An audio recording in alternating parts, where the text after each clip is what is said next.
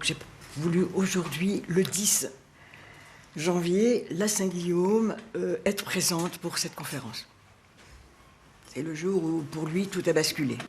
Un an après le décès de son fils, la mère de Guillaume Molinet a donc fait le choix de participer à cette conférence de presse. Depuis l'éclatement de l'affaire Biotrial, des rapports médicaux ont été rendus.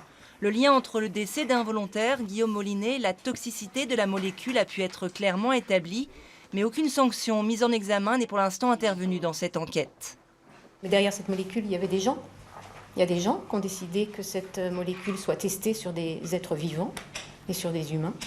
Il y a des gens qui étaient là pour protéger les volontaires, qui ont pris des décisions, qui ont pris la décision en tout cas que ces essais aient lieu. Donc j'aimerais qu'on arrête de dire que c'est la molécule, mais que ce sont avant tout les gens qui ont pris des décisions qui sont les responsables.